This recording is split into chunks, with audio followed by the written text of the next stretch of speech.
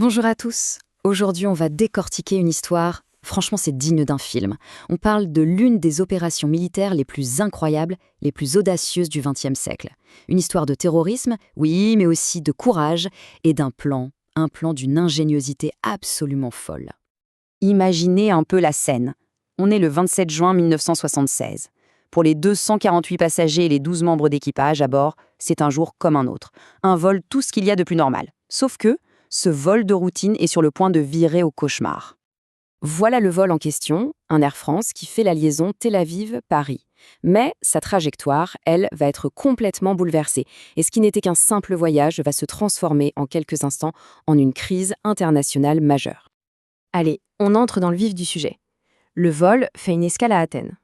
Et c'est là, juste après le décollage, que tout bascule. L'avion, ses passagers, son équipage, tout le monde entre dans une nouvelle dimension, celle de la prise d'otages. Mais alors, qui sont ces pirates de l'air? C'est ça qui est intéressant. Le commando, c'est pas un groupe homogène, non.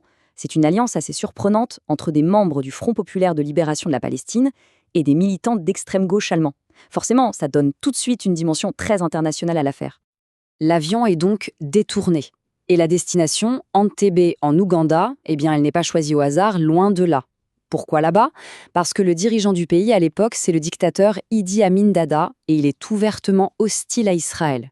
Ce qui veut dire que, une fois sur place, les terroristes ne sont pas seuls, pas du tout. Ils sont carrément accueillis et soutenus par l'armée ougandaise. Et c'est là, sur le tarmac de l'aéroport d'Entebbe, que la crise va monter d'un cran. Les passagers sont regroupés de force dans l'ancien terminal. L'attente commence et la tension devient vraiment insoutenable. C'est là que se déroule une scène absolument glaçante, une scène qui hantera les survivants à jamais. Les terroristes commencent à faire un tri. Ils séparent les passagers juifs et israéliens des autres. Les passagers non juifs, eux, seront libérés petit à petit. Les autres restent, seuls face à leur destin. Et au milieu de ce cauchemar, il y a un acte de courage qu'on oublie souvent de mentionner.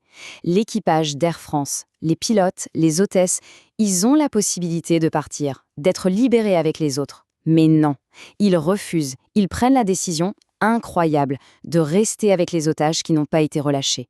Une solidarité totale. L'ultimatum tombe. Et les exigences sont très claires. C'est du classique, si on peut dire. Libérer des prisonniers palestiniens détenus en Israël, sinon, les otages seront exécutés. Le compte à rebours est enclenché. Pour le gouvernement israélien, chaque minute compte. La pression est énorme. Du coup, tous les regards se tournent vers Jérusalem. Là-bas, le gouvernement israélien est face à un dilemme, un choix qui semble tout simplement impossible. Et la question est là. Énorme. Négocier ou frapper? C'est le dilemme. Et la réponse qui sera donnée va façonner la lutte antiterroriste pour des décennies. Est-ce qu'on cède pour sauver des vies tout de suite, au risque d'encourager d'autres prises d'otages? Ou est-ce qu'on tente une opération militaire folle, à 4000 km de là, avec des chances de réussite quasi nulles? Les enjeux sont vertigineux. D'un côté, la négociation. Ça semble la voie la plus sûre pour sauver tout le monde à court terme. Mais à quel prix pour l'avenir? De l'autre, l'option militaire. C'est un pari de dingue, un risque de massacre. Et pourtant, alors qu'officiellement on négocie, qu'on essaye de gagner du temps, en secret, dans les coulisses, l'armée commence à échafauder un plan. Un plan totalement fou. Alors, qui sont les cerveaux derrière cette opération? On parle de l'unité d'élite des forces spéciales israéliennes, le Sayeret Matkal. À leur tête, un certain Yonatan Netanyahou. Et ils ont un coup de chance incroyable, l'entreprise qui a construit l'aéroport d'Entebbe des années plus tôt est une entreprise israélienne. Ils ont les plans, et avec ces plans, ils vont faire un truc de malade, construire une réplique grandeur nature du terminal pour s'entraîner encore et encore. Chaque geste, chaque seconde est chronométrée. Mais attention, pour que ça marche, il faut une chose. Un effet de surprise absolu. Et c'est là que l'histoire bascule dans le légendaire.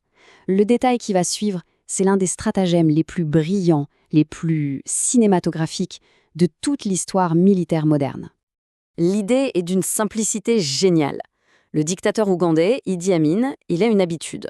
Il se déplace toujours dans une grosse Mercedes noire avec une escorte de Land Rover. Eh bien, les commandos vont faire exactement ça. Ils se procurent la même Mercedes, les mêmes véhicules d'escorte, des uniformes ougandais. L'objectif, arriver sur le tarmac et faire croire aux soldats et aux terroristes que c'est le président qui arrive. Le but, c'est de gagner ces quelques secondes cruciales de confusion. Et nous y voilà, le moment de vérité. On est dans la nuit du 3 au 4 juillet 1976. L'opération Thunderbolt est lancée. Tout est calculé à la seconde près. 4 énormes avions de transport Hercule volent pendant des heures, à basse altitude, en silence radio complet pour ne pas être repérés. Ils réussissent à se poser à Entebbe en pleine nuit. La rampe du premier avion s'abaisse et la fameuse Mercedes noire en sort, suivie des Land Rover. Le plan est en marche. Et pendant quelques secondes qui ont dû paraître une éternité, ça marche.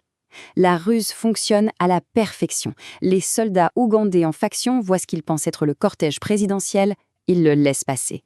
Le plan se déroule exactement comme prévu. Mais il y a toujours un mais. Un soldat ougandais, un peu plus attentif que les autres, a un doute.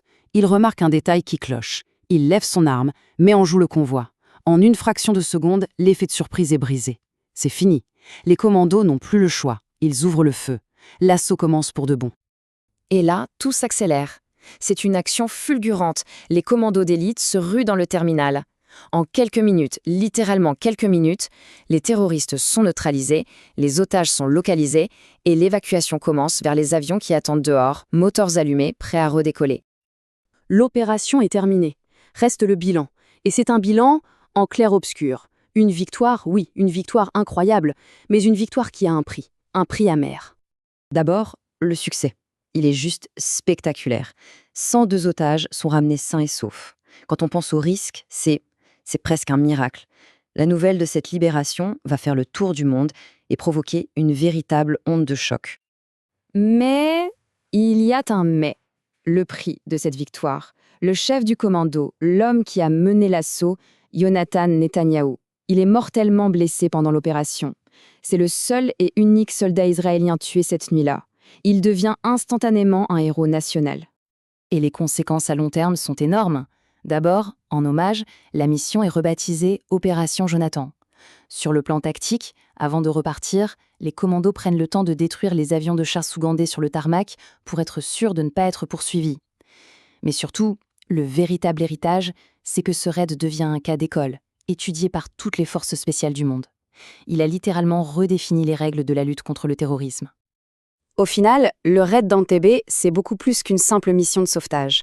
C'est la preuve que parfois, avec une préparation méticuleuse, une audace complètement folle et une volonté de faire, eh bien l'impossible peut devenir possible.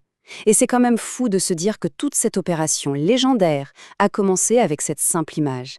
Une Mercedes noire qui avance lentement dans la nuit africaine.